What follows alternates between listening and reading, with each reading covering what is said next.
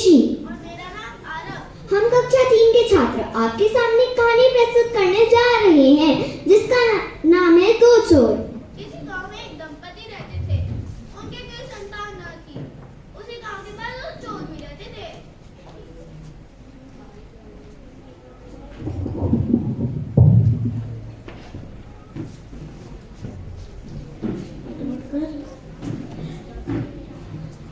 किसी गांव में एक दंपति रहते थे।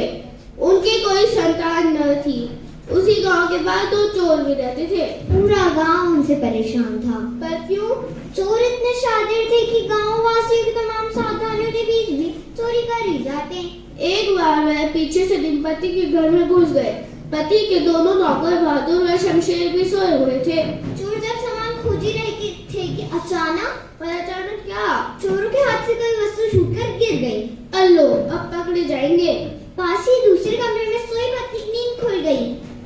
उन्होंने चोरों के आने का अंदेशा हुआ और तुरंत ही पास में सो रहे पति को जगाया और धीरे से चोरों के आने के बारे में बताया। फिर बोली, जैसा पूछूं वैसा ही जवाब देना। फिर पत्नी ने पति से तेज स्वर में पूछना शुरू किया, अजी सुनते हो, आप हमारे बेटे का नाम क्या रखोगे? पति बोला, बहादुर नाम रखूंगा। पत्नी ने नाम जोर से दोहराया, क्या बहादुर? अच्छा, दूसरे बेटे का नाम क्या रखोगे? पति भी तेज स्वर में बोला, शमशेर नाम रखूंगा। पत्नी ने फिर से नाम जोर से दोहराया, क्या शमशेर? अच्छा, जरा बताओ तो तीसरे का नाम क्या रखोगे? पति फिर जोर जोर से बोलने लगा, चोर रखूंगा चोर। पत्नी की बात सुनकर चोर मुस्कुरा रहे थे। उन्हें दोनों की बातों में आनंद आने लगा था। तभी उन्होंने सुना पत्नी कह रही थी, अजी ये तो बताओ तुम अपने तीनों बेटों को एक साथ कैसे पुकारोगे? पति बोला, अरे इसमें क्या परेशानी है, एक साथ पुकारूंगा, बहादुर, शमशेर, चोर। अरे तुम्हारी इस चोर जैसी आवाज को हमारे शेर बच्चे सुन ही नहीं पाएंगे। जोर से पुकार कर बताओ ना। पति फिर जोर जोर से पुकारने लगा, बहादुर, शमशेर, चोर, बहादुर, शमशेर, चोर। पति की ऊंची पुकार सुनकर दोनों नौकर हड़बड़ाकर उठ बैठे और कमरे के पास आकर बोले, मालिक कहाँ है चोर? पत्नी ने हाथ से पास वाले कमरे की तरफ इशारा किया। फिर क्या था, दोनों ने लपक कर चोर को पकड़ लिया और उनकी धुनाई कर डाली। इस कहानी से हमें ये शिक्षा मिलती है कि मुश्किल समय में तर्क और बुद्धि के प्रयोग से मुसीबतों से बाहर निकला जा सकता है। धन्यवाद। करने जा रहे हैं जिसका शीर्षक है घोड़ा और सेब। एक बार की बात है, एक राजा के जानने की यह इच्छा हुई कि उसके राज्य के लोगों की घर गृहस्थी कैसे चलती है, पति से या पत्नी से। तो क्या पता चला, तो उन्होंने एक सर्वेक्षण करवाया और यह ऐलान किया कि जिसके घर में पति का हुक्म चलता है उसे मनपसंद घोड़ा ही काम में मिलेगा, और जिसके घर में पत्नी की सरकार हो वह एक सेब ले जाए। एक के बाद एक सभी लोग आते गए और सेब लेके जाते गए। तो राजा चिंता में पड़ गए कि मेरे राज्य में सभी सेब वाले हैं। रुको आगे की मैं बताता हूँ। तभी एक लंबी लंबी मूंछों वाला मोटा तगड़ा जवान आया और कहा, राजा जी, मेरे घर पे मेरा हुक्म चलता है, इसलिए आप मुझे मेरा एक मनपसंद घोड़ा दे दीजिए। राजा खुश हो गए और कहा, जा ले जा अपना मनपसंद घोड़ा। तो वह कौन सा घोड़ा लेके चला गया? वह काला घोड़ा लेके रवाना हो गया। घर गया और को दरबार लौट आया। परंतु क्यों वापस लौट आया? यही सवाल तो दादाजी ने जवान से पूछा। क्या हुआ जवान, वापस क्यों आए हो? जवान ने कहा कि घर वाली कहती है काला रंग शुभ होता है, सफेद रंग शांति का प्रतीक होता है, इसलिए आप मुझे काले घोड़े की जगह एक सफेद घोड़ा दे दीजिए। अब मुझे पता चल गया राजा क्या कहने वाला है। राजा ने कहा, बेटा ये घोड़ा रख और सेब लेकर जा। इसी तरह रात हो गई, दरबार खाली हो गया, सभी लोग सेब लेकर चले गए। तभी आधी रात को महामंत्री ने आकर दरवाजा खटखटाया। क्या आधी रात को? यह भी कोई समय है? हाँ, पर तभी राजा जी ने दरवाजा खोला और कहा, क्या हुआ महामंत्री, कैसे आना हुआ? महामंत्री बोला, आपने इनाम में सेब और घोड़ा रखा, इसकी जगह एक मन अनाज और सोने के मोहर रखते तो कुछ दिन खा भी सकते थे और सोने के जेवर भी बनवा सकते थे। सही कह रहे हो, लगता लगता है राजा मूर्ख था। नहीं, आगे की सुनो। राजा ने कहा, मैं तो इनाम में यही रखना चाहता था, लेकिन महारानी ने कहा सेब और घोड़ा ही ठीक है, इसलिए वहीं रखा। तो महामंत्री ने तपाक से कहा, राजा जी आपके लिए भी सेब काट दूं क्या? राजा को हंसी आ गई। हा हा हा हा। राजा ने कहा, महामंत्री ये सवाल तो तुम कल सुबह दरबार में पूछ सकते थे, आधी रात को ही क्यों आए? महामंत्री ने कहा, मेरी पत्नी ने कहा था कि अभी जाओ और पूछ के आओ ताकि सच्चाई का पता चले। क्या करूं, आना ही पड़ा। तभी राजा ने महामंत्री की बात काट कर कहा, महामंत्री सेब आप खुद ले लोगे या घर भिजवा दिया जाए? धन्यवाद।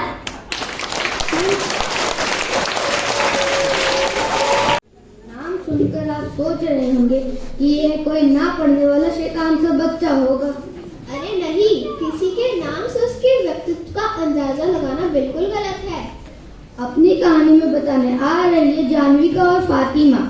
इनकी कहानी का नाम है चिंपू बन गया।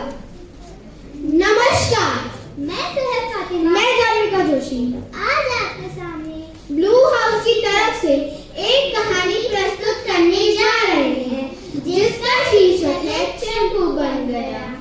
हमारे पीछे लोग हमारी बातें करते हैं, कुछ हमारा मनोबल गिराते हैं। हमें दूसरों की बातों पर ध्यान नहीं देना चाहिए। अपने लक्ष्य की प्राप्ति हेतु हमें हमेशा मेहनत करते रहना चाहिए। तो चलिए सुनाते हैं एक कहानी जिसमें किस प्रकार चिंपू अपना खोया आत्मविश्वास पाकर चैंपियन बनता है। 10 वर्ष का चिंपू स्कूल में पढ़ने के अलावा गली में पार्क में फुटबॉल खेलने लगा। पढ़ने में ठीक था, फुटबॉल खेलने में वे वैसा ना हो सका जैसे उसके दोस्त थे। खराब खेलने के कारण उसके दोस्तों ने उसका खूब मजाक उड़ाया। इस कारण उसे बहुत बुरा लगा। फुटबॉल खेलकर वह घर वापस आया। वह उदास था क्योंकि बॉल को आगे ले जाते समय उसने कई गलतियां की थी। उसके दोस्तों ने उसका बहुत मजाक उड़ाया था। माँ ने पूछा तो वो फट पड़ा, बोला वहाँ सब मेरा मजाक उड़ाते हैं। पहले तो मुझे फिसड्डी वगैरह कहते हैं, अब यदि कोई खिलाड़ी खेलने में गलती करता है तो कहते हैं लो ये भी चिंपू बन गया। आज तो हाथी हो गई। टीम के कैप्टन ने एक लड़के से बोला कि अच्छा खेलना शुरू कर दो। तुम्हारी ये चिंपूगिरी ज्यादा दिन नहीं चलने वाली। अब यदि चिंपू की तरह खेले तो तुम्हें टीम से निकाल दूंगा। लगता है सारी खराबी इस चिंपू नाम में ही है। मेरा नाम ही खराब है। यदि चिंपू की जगह मेरा कोई और नाम होता तो मैं फुटबॉल का अच्छा खिलाड़ी बन पाता। माँ यह सुनकर हैरान हो गई। उनने खुद को संभल कर बोला, तुम्हारे यह नाम तो बहुत अच्छा है, तुम्हारे यह नाम तो बहुत अच्छा है। तुम भी फुटबॉल अच्छी तरह से खेलना सीख जाओगे। यदि मुझे पता है कि आप ये नहीं कहेंगी। मैं अपने खेल पर ध्यान दूँ, दूसरों को खेलने को कुछ सीखूं, अभ्यास और अभ्यास करूं। मुझे खेलते सीखते कितने दिन हो गए, मुझे कुछ नहीं आता। बताएं मेरा चिंपू नाम किसने रखा और क्यों रखा? माँ बोली, ध्यान से सुनो। तुम्हारे नाना जी एक दिन यहाँ आए थे जब तुम बहुत छोटी थी। तुम तो इतने छोटे थे कि तुम्हें तो ठीक से बैठना भी नहीं आता था। तुम तो लेटे रहते थे। एक दिन तुम्हारे नाना जी बोले, इसकी टांगे तो देखो, ऐसे चला रहा हो जैसे फुटबॉल खेल रहा हो। जरूर ये बड़े होकर फुटबॉल का खिलाड़ी बनेगा। खिलाड़ी भी नहीं, चैंपियन बनेगा, चैंपियन। उस दिन से सब तुम्हें प्यार से चैंपियन कह के बुलाने लगे। सबको यह नाम थोड़ा बड़ा लगा, इसलिए इसे छोटा करके चिंपू कहने लगे। मान लो तुम्हारे नाम में कोई खराबी नहीं है। उस दिन चिंपू अपने नाम के बारे में सोचता रहा। उसने फुटबॉल खेलना नहीं छोड़ा। धीरे धीरे करके उसकी फुटबॉल खेलने में निखार आने लगा। अब वह सदा खुशी खुशी घर आता। एक दिन चिंपू कुछ ज्यादा ही खुश होकर घर आया। माँ ने पूछा तो बोला, अब मुझे फुटबॉल बहुत अच्छी तरह से खेला आ गया। आज तो मेरा खेल देखकर हमारे एक सर ने बोला, वाह चिंपू वाह, चिंपू तो फुटबॉल का चैंपियन है, चैंपियन। वाह, ये तो बहुत अच्छी बात है। अब यदि कोई खिलाड़ी गलती करे तो ये कोई नहीं बोलता, लो ये तो चिंपू बन गया। कहते तो है, लेकिन तब जब कोई खिलाड़ी बहुत अच्छा खेलता हो, तब नहीं जब कोई खिलाड़ी खेलने में गलती करता हो। बोल कोई करे मोनू सोनू हरी अरी,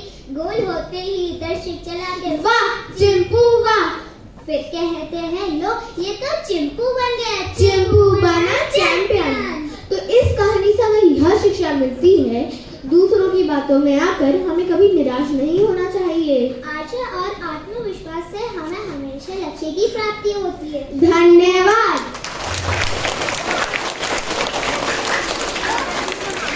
आपके सामने कहानी प्रस्तुत करने जा रहे हैं। उसका शीर्षक है शेर और चतुर मगरमच्छ। एक समय की बात है, एक जंगल की नदी में एक मगरमच्छ रहता था।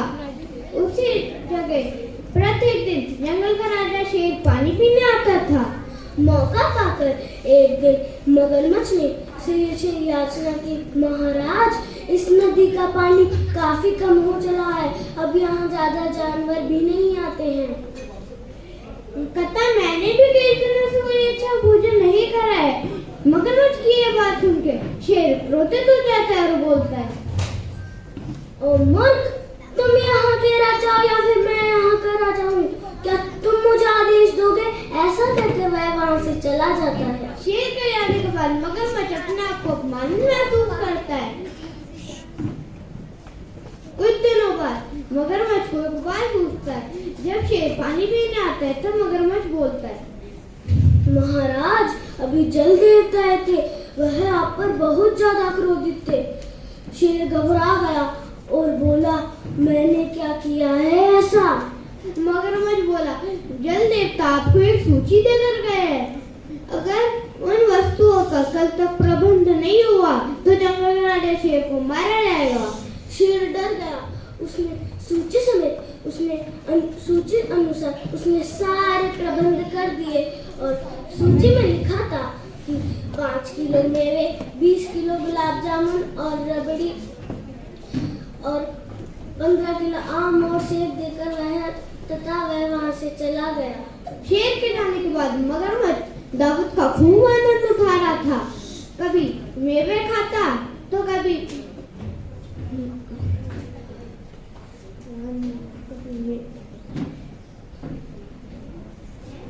मेवे खाता तो कभी गुलाब जामुन, कभी रबड़ी तो कभी आम और सेब।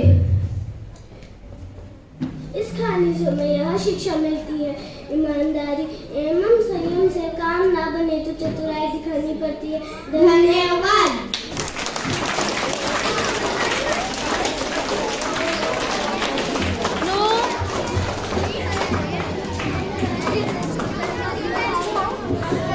बहुत सुंदर प्रस्तुति। हम दोनों कक्षा चौथे के छात्र हैं। हम दोनों आपके समक्ष एक कहानी प्रस्तुत करने जा रहे हैं जिसका शीर्षक है बड़े सपने देखो, कड़ी मेहनत करो। जापान के एक छोटे से गांव में रहने वाले 10 वर्षीय उकायो को जूडो कराटे सीखने का बहुत शौक था, लेकिन बचपन में दुर्घटना की वजह से बायां हाथ कट जाने के कारण वह जूडो नहीं सीख पाता था और उसके माता पिता उसे जूडो सीखने की आज्ञा नहीं देते थे। तभी लेकिन उसकी जिद लगातार बढ़ती ही जा रही थी। तभी एक दिन उसके माता पिता उसे नजदीकी शहर में मशहूर मार्शल आर्ट्स गुरु के पास पहुंचे। गुरु ने जब उकाय को देखा तो वो आश्चर्यचकित हो गए कि इस लड़की का तो बायां हाथ है ही नहीं, तो भला ये अन्य लड़कों से मुकाबला कैसे करेगा? गुरु ने बोला कि भला तुम्हारा तो बायां हाथ है ही नहीं, तो तुम अन्य लड़कों से मुकाबला कैसे करोगे? उकायो ने बोला, ये बताना तो आपका काम है।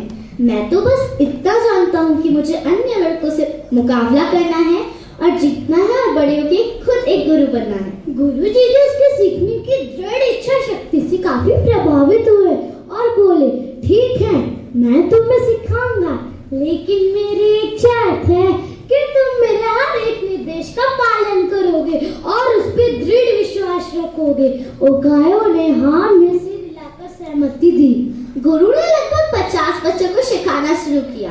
अन्य लड़कों की तरह उकायो भी सीख रहा था।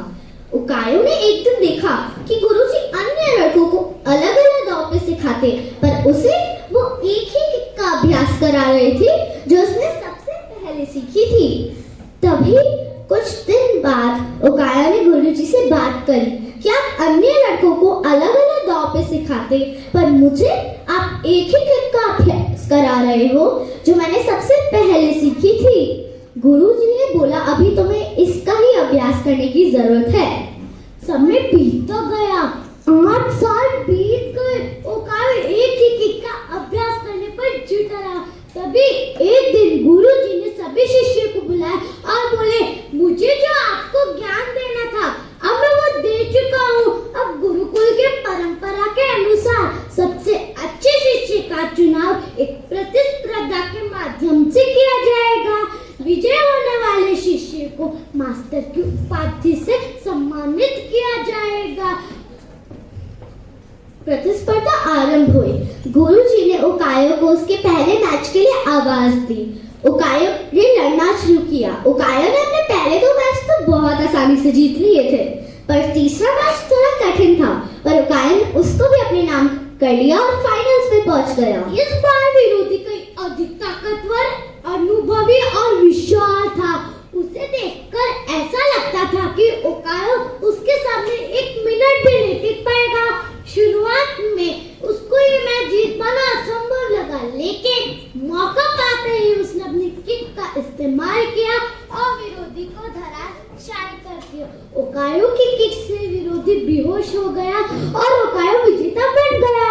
ओकायो अपनी जीत पर आश्चर्यचकित था कि सिर्फ वो एक ही किक से कैसे जीत गया। तभी वहां गुरुजी आए। उन्होंने बोला, तुम इन 2 वजहों से जीते हो। पहली वजह कि तुमने जूडो की सबसे कठिन किक पर अपनी इतनी मास्टरी दिखाई, क्या मुझे तो लगता है इतनी दक्षता से इस किक को कोई नहीं कर सकता है। और दूसरी वजह इस किक से बचने का एक ही उपाय है, और वो है विरोधी के बाएं हाथ को पकड़कर उसे जमीन पर गिरा देना, जो तुम्हारे साथ असंभव था। तब ओकायो को समझ में आया कि उसकी सबसे बड़ी कमजोरी को आज उसने अपनी सबसे बड़ी ताकत बना लिया है। कहानी किससे? तो दोस्तों, हर किसी के पास 2 विकल्प होते हैं। पहली, या तो वो जो चीज हमारे पास ना हो उसका अफसोस करके रोते रहे, और दूसरी, उसको अपनी सबसे बड़ी ताकत बनाकर एक मुकाम बनाए। ओकायो की दृढ़ शक्ति और विश्वास ने उसे विजेता बना दिया। धन्यवाद।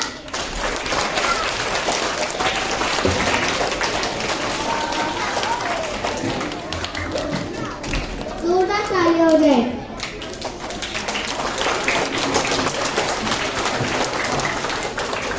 अच्छा बताओ, चांदी और सोना दोनों में से क्या चीज कीमती है?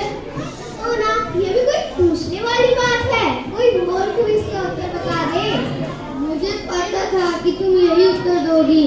कभी कभी सस्ती चीजें हमारी समझदारी के कारण बेशकीमती हो सकती है। कैसे? साबी और माई की कहानी सुनकर जानेंगे। कहानी का नाम है दिखावा। और हमारी कक्षा 4 की छात्रा आपके सामने कहानी प्रस्तुत करने जा रही है। हमारी कहानी का शीर्षक है दिखावा। एक राजा के दरबार में एक बुद्धिमान व्यक्ति था, जिसके पास हर समस्या का हल होता था। राजा अपने इस मंत्री से बिना पूछे कोई भी बड़ा फैसला नहीं लेता था। इस मंत्री से राज दरबार के अन्य लोग जलन रखते थे।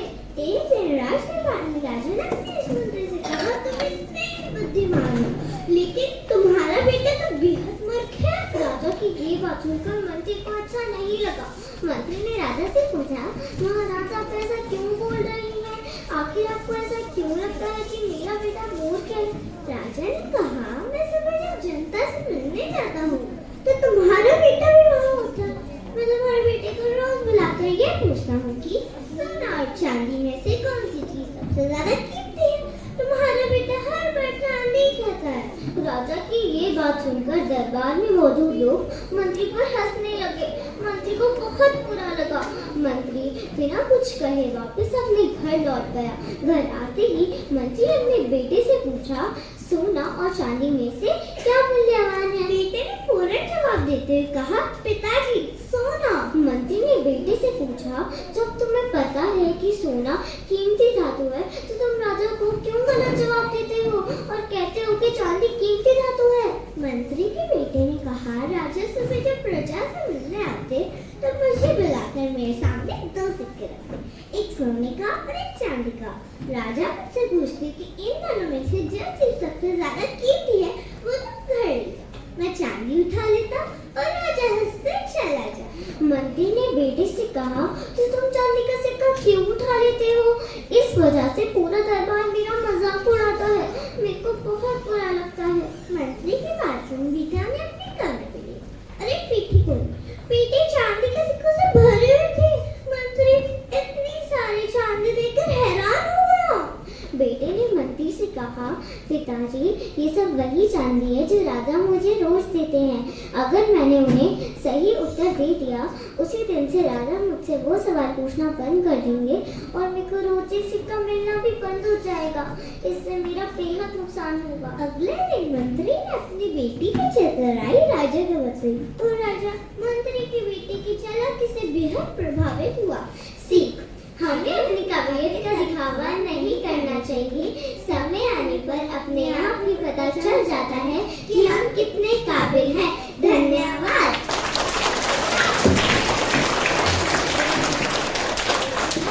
वाह वाह, क्या कहानी थी।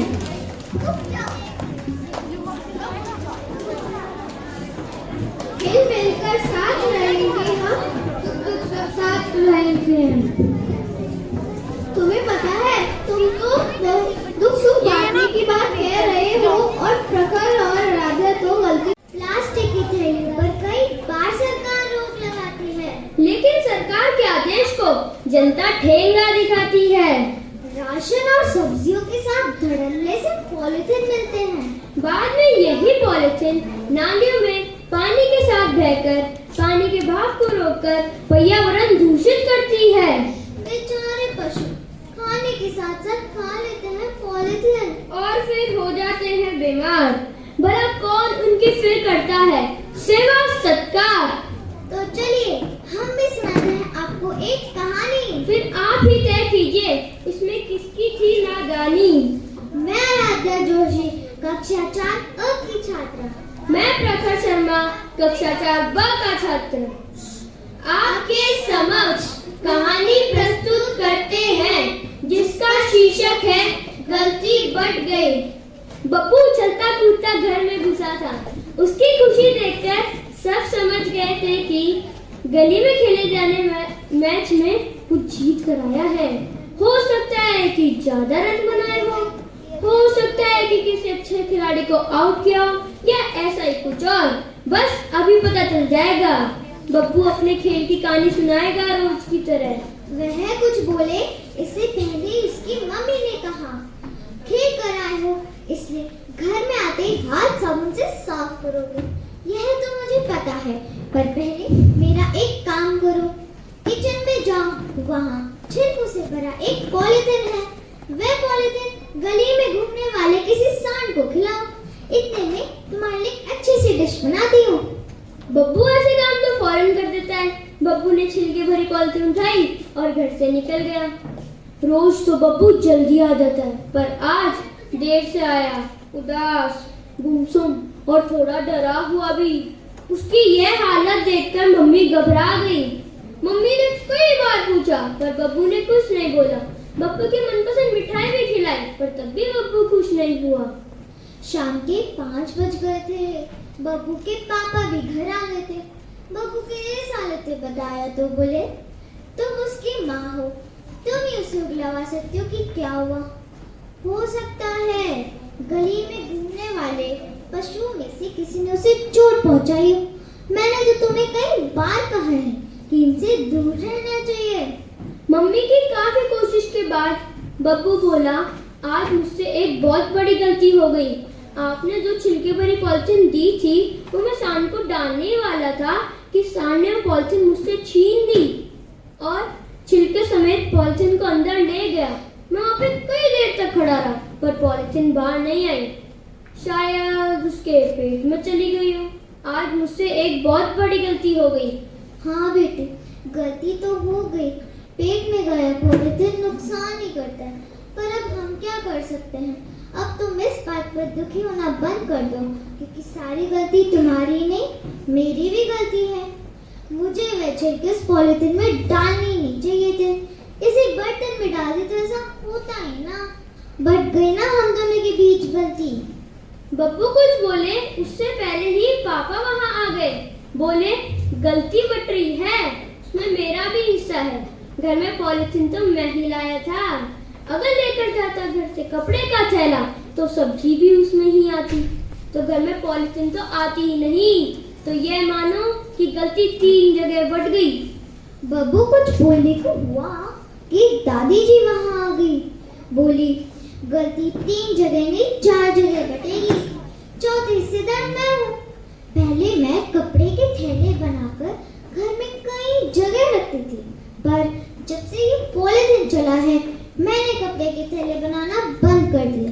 पर अब मैं फिर से शुरू करूंगी ताकि पॉलिथीन घर में ही ना आए। लो बब्बू, तुम्हारे हिस्से में तो थोड़ी सी गलती बची है। खुश हो जाओ, जो पसंद हो वह खाओ और स्टडी टेबल की तरफ बढ़ जाओ। अब इस गलती का अफसोस मत करना। कहाँ बच गई गलती? गलती तो खत्म हो गई। यदि हमसे अनजाने में कोई गलती हो जाए और हम मान लें कि हमसे गलती हो गई है और सोच ले कि आगे से ऐसी गलती नहीं करेंगे तो गलती रहती ही नहीं। यह कहा दादाजी ने तो बब्बू मुस्कुरा दिया।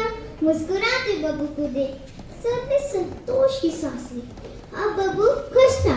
उसने गली में हुए खेले जाने क्रिकेट मैच की कहानी सुनाना शुरू कर दी। तो देखा आपने पॉलिथीन का इस्तेमाल कितना घातक होता है। तो आइए हम भी प्रण ले। पॉलिथीन को त्याग कर कागज और कपड़े के बस्ते का इस्तेमाल करेंगे। धन्यवाद।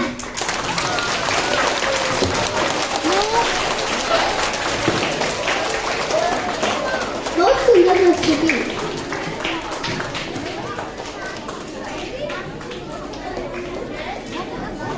एक इंसान को अच्छा और बुरा उसकी अच्छाई व बुराई ही उसे अच्छा बुरा बनाती है। बच्चा बनने के लिए हमें समय पर काम करने, सच बोलने की अगर छात्र और ये जो उसकी ओर से आपको एक कहानी सुनाने जा रहे हैं जिसका शीर्षक है कर्तव्यनिष्ठ। एक राजा के राज्य में अकाल पड़ा तो राजा का राजकोष खाली होने लगा। प्रजा से लगान नहीं मिल रहा था और खजाने का धन नहीं बचा था। इस बात से राजा बहुत दुखी रहने लगा था। कुछ समय बाद हालात थोड़े सामान्य हुए, लेकिन राजा की कमाई नहीं बढ़ रही थी। राजा के शत्रु भी राज्य पर आक्रमण करने के लिए सेना संगठित कर रहे थे।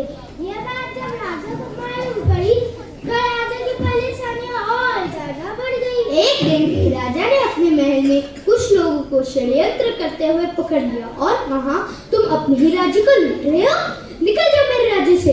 इन बातों की वजह से राजा के जीवन में सुख शांति गायब हो गई।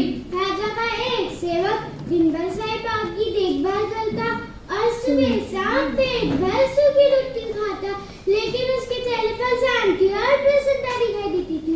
वह अपने काम के बाद भगवान के भजन गाता, राम सिया राम जय जय राम। राजा को सुखी सेवक से जलन होती थी।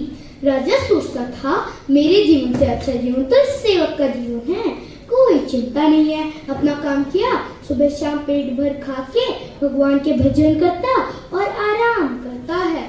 एक दिन राजा के महल में प्रसिद्ध संत पहुंचे। राजा ने उनका आदर सत्कार किया। आइए महाराज, आपका हमारे राज्य में स्वागत है। संत सेवा से बहुत प्रसन्न हुए।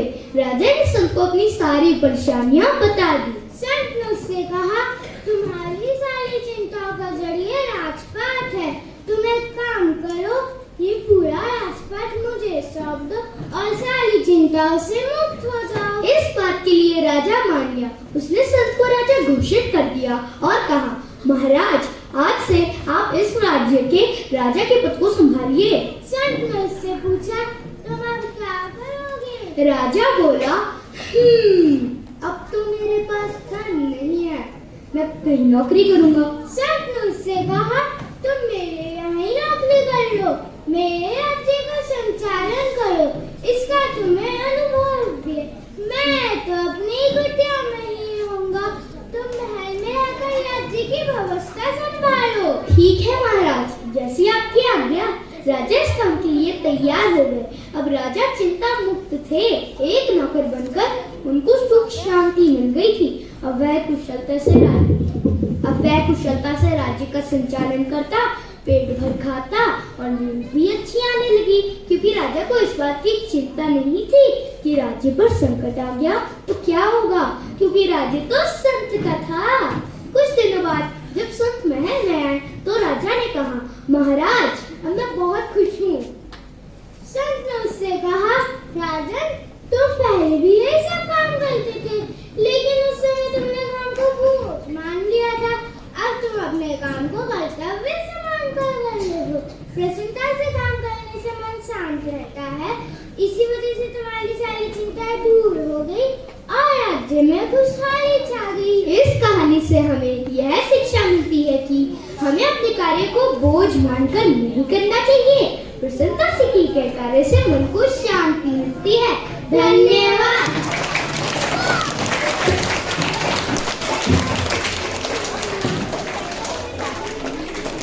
बहुत सुंदर प्रस्तुति। बहुत ही प्रेरणादायक कहानी। अब कक्षा 5वीं के भूमि और कृष्ण अपनी कहानी प्रस्तुत करेंगे। कहानी का नाम है दलदल की गहराई।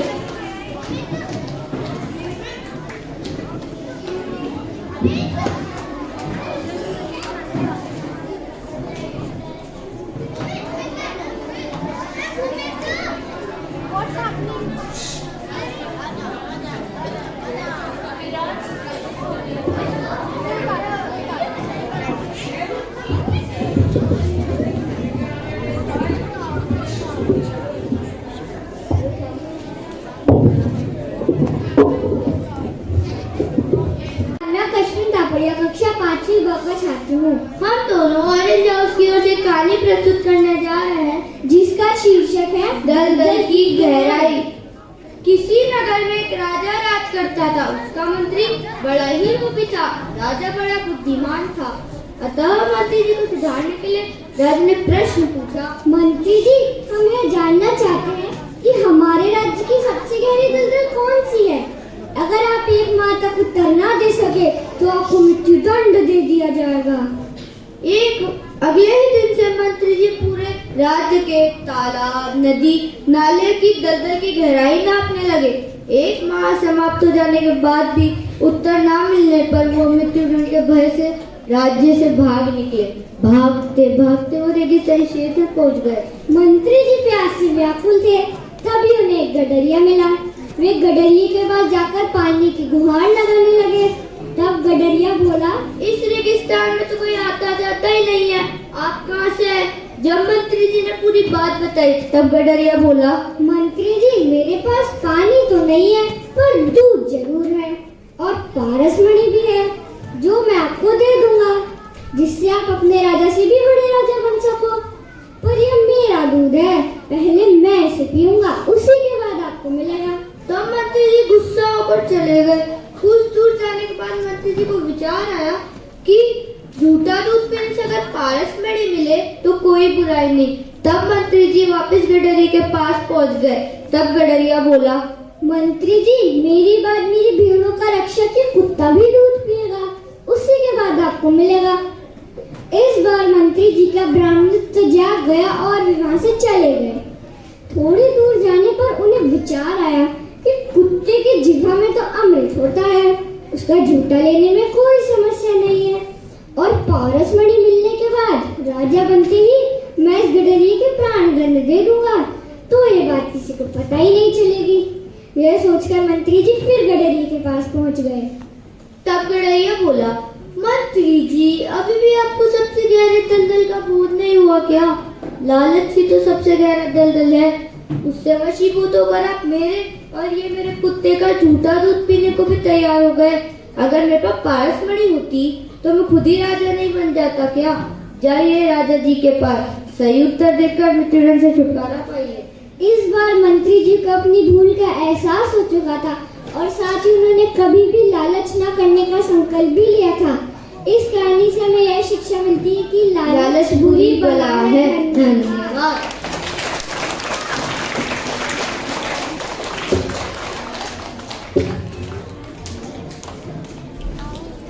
अति सुंदर प्रस्तुति।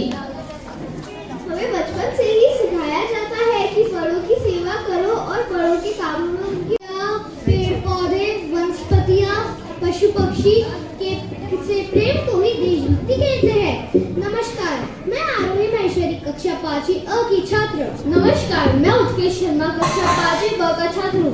आज हम आपके सामने एक कहानी प्रस्तुत करने जा रहे हैं जिसका शीर्षक है देश की सेवा।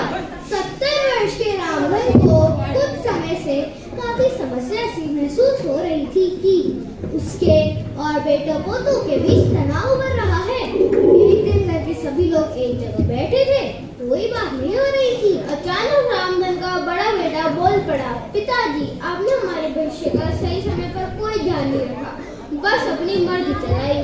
रामधन को आश्चर्य हुआ, बड़ी मुश्किल से मुंह से निकला, मैंने क्या किया?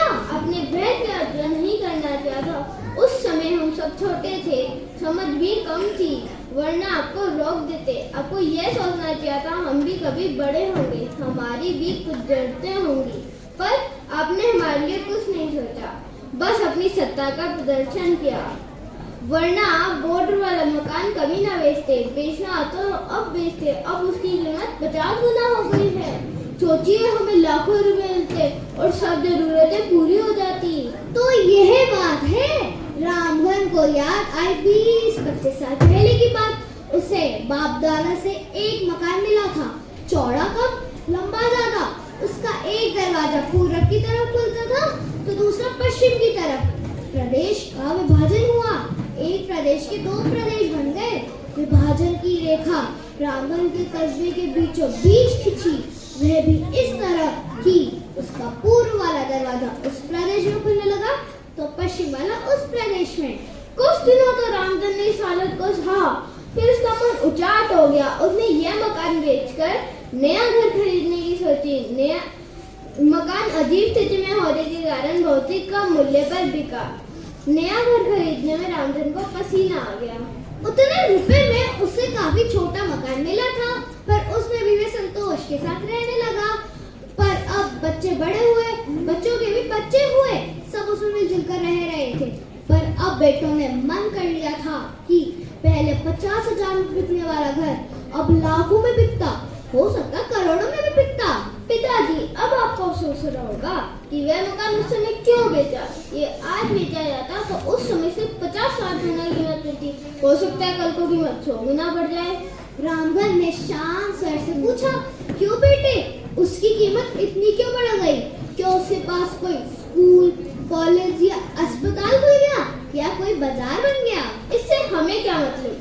अगर वह मकान हमारे पास होता तो खूब पैसा मिलता। पर मुझे मतलब है, मैंने उस समय वह मकान बेचकर नया खरीद के एक घाटा उठाया था, पर उससे एक लाभ भी हुआ था। वह व्यक्तिगत लाभ तो था ही, साथ ही साथ देश, प्रदेश और समाज की सेवा भी थी। पिताजी, आप तो नेताओं की तरह भाषण दे रहे हैं, हमें तो कोई लाभ या सेवा नजर नहीं आ रही है। बेटा, उस समय की और उस जैसे बाकी मकानों की कीमत इतनी बड़ी है या बढ़ रही है क्योंकि उनका दुरुपयोग हो रहा है। वह अपराध के अड्डे बन चुके हैं। पुलिस से बचने के लिए अपराधी इस दरवाजे से घुसते और दूसरे दरवाजे से उस प्रदेश में निकल जाते। कुछ लोग टैक्स चोरी करने के लिए इधर का माल उधर और उधर का इधर लाने में इस मकान का उपयोग करते, इसलिए इनकी कीमत बड़ी है। हो सकता है उनकी देखा देखी में मैं भी ये सब करने लग जाता, लालच के जाल में आ जाता। मैं नहीं तो मेरे बेटे ये सब करने लग जाते, लालच के जाल में आके तस्करी, टैक्स चोरी के चंगुल में फंस जाते। इसलिए मैं सदा के लिए उस लालच से दूर रहा।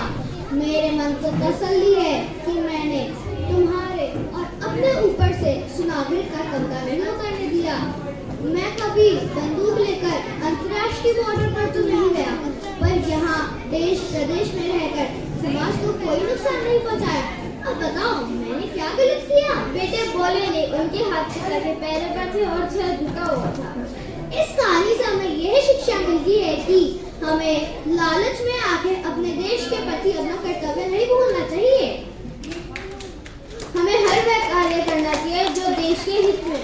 धन्यवाद। आज हम आप सभी के सामने एक कहानी प्रस्तुत करने जा रहे हैं जिसका शीर्षक है लालची। एक समय की बात है, एक बड़े से महल में पास बहुत सारा धन होने के बावजूद वह उससे संतुष्ट नहीं था। एक दिन राजा के महल में एक बूढ़ा आदमी आता है और कहता है, महाराज ये एक जादुई और अनोखा पत्थर है। इस पत्थर से आप जो कोई भी इच्छा मांगोगे वो आपकी इच्छा पूरी हो जाएगी, लेकिन एक इच्छा के बदले एक कीमत चुकानी पड़ेगी। यह सुनकर राजा बहुत खुश हो जाता है और इस पत्थर को अपने पास रख लेता है। फिर वह अपनी पहली इच्छा में ढेर सारे सोने के सिक्के मांगता है। अचानक से उसका पूरा कमरा सोने के सिक्कों से भर जाता है, परंतु उन सिक्कों के बदले अपने सारे घोड़े खो देता है। राजा के पास उसके मंत्री एवं उसके सलाहकार आते हैं और कहते हैं, महाराज इस पत्थर को फेंक दीजिए, वरना घोड़ों के अभाव में अपनी सेना कमजोर हो जाएगी। लेकिन राजा किसी की न सुना, उसे और धन चाहिए होता है। वो जादुई पत्थर से अपनी इच्छा मांगता है कि हे जादुई पत्थर, मुझे ढेर सारे खजाने और जमीनें चाहिए। उसे वह सब कुछ मिल जाता है, लेकिन वह उसके बदले अपने सारे सलाहकारों को खो देता है। जैसे जैसे राजा का लालच बढ़ता जाता है, वैसे वैसे उन सब चीजों की कीमत राज्य के लोगों को चुकानी पड़ती है। वह सब गरीब हो जाते हैं, उनकी जमीनें बंजर बन जाती हैं, यहाँ तक कि जादुई पत्थर से मांगी गई एक इच्छा के बदले वह अपने परिवार को भी खो देता है। राजा की यह स्थिति देखते हुए पड़ोसी राज्य उस पर आक्रमण कर देते हैं। राजा अपनी यह असमर्थता स्थिति देखते हुए बीमार पड़ जाते हैं। उसी रात राजा के सपने में उनके पिताजी आते हैं और कहते हैं, पुत्र, जिस धन का लालच आज तुमने किया है, उसी धन ने आज तुम्हें इस स्थिति में पहुंचाया है। राजा अपने नीचे जगता है और उसे अपनी गलती का एहसास होता है। तब उसने सभी लोगों को बुलाया और अपने आप को बदलने का वादा किया। उसने अपने धन का उपयोग लोगों की मदद और अपने राज्य को बेहतर बनाने में किया। अंत में उसने उस बूढ़े व्यक्ति को बुलाया और जादुई पत्थर वापस लौटाकर अपनी सारी खोई हुई चीजें वापस पा ली। लालच दुखों में नाश ला सकता है, जबकि दया और निस्वार्थता सुख और समृद्धि लाते हैं। धन्यवाद।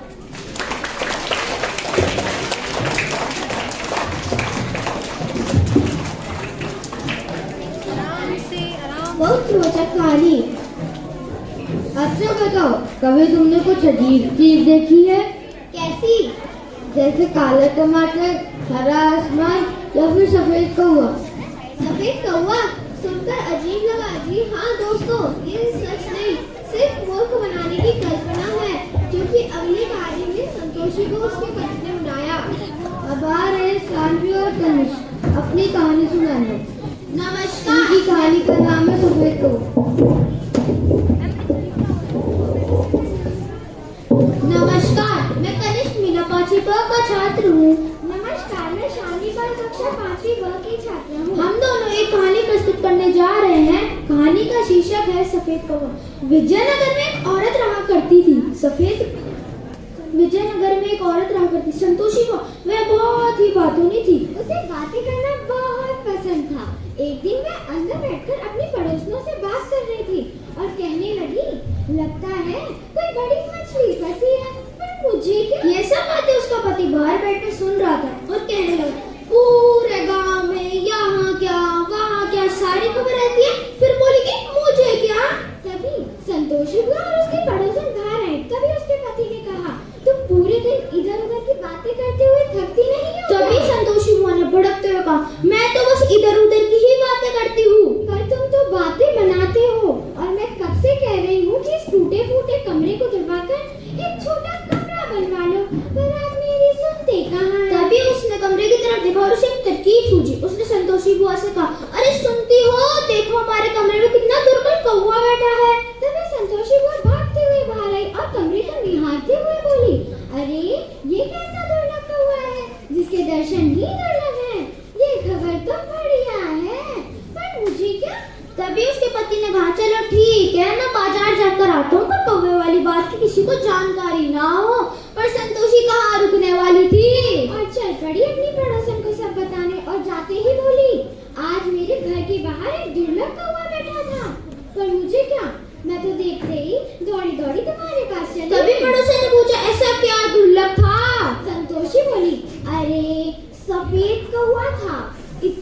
इतना बड़ा कि भैंस जितना बड़ा, इतनी लंबी पूंछ, इतने लंबे सींग, और इसके बाद बोली पर किसी को बताना मत। तभी उस पड़ोसन ने अन्य किसी औरत को बता दिया। वह औरत कहने लगी, मेरी दादी कहा करती थी, जहाँ पर सफेद कौवा बैठता है वहाँ अवश्य ही खजाना छिपा रहता है। धीरे धीरे यह बात आग की तरह पूरे विजयनगर में फैल गई और राज दरबार तक पहुंची। वहाँ के सेनापति ने ये बात बिना राजा को बताया उन्हें सीधा खजाना निकाल के देने की सोची और संतोषी के घर पहुंचे और बोले, तुम खजाना छिपाने के जुर्म में तुम सब की कुशलता खतरे में आ सकती है। और सिपाहियों को आदेश दिया, जल्दी से इस टूटे कमरे को तोड़ दिया जाए। आखिर वहाँ खुदाई शुरू हो गई और पूरा गांव खजाने के इंतजार में वहाँ खड़ा लगता है कोई बेशकीमती चीज निकलने वाली है। और खुदाई हो गई तो सिपाहियों ने सेनापति से कहा, महाराज वहाँ तो कुछ भी नहीं है। सेनापति ने पूरे गांव वाले से पूछा कि ये बात किसने बताई थी। सबने संतोषी की तरफ इशारा कर दिया। संतोषी बोली, हाँ मैंने बताया, मगर, और चुप हो गई। क्या मगर, जल्दी बताओ नहीं तो मैं तुम्हें कारावास में डाल दूंगा। संतोषी के पास कोई चारा नहीं बचा था। इस घटना के बाद संतोषी से कोई बात नहीं करता था, पर उसका पति गणेश बहुत ही खुश था, क्योंकि उसके बड़बोलेपन का फायदा उठाते हुए उसने अपनी अद्भुत सफेद कौवे वाली बात संतोषी से की। इसी कारण उसने बिना मेहनत कर अपना घर तुड़वाकर अपना एक बड़ा सा बगीचा बना लिया। सर बिना सोचे समझे कोई बात नहीं बोलनी चाहिए। धन्यवाद।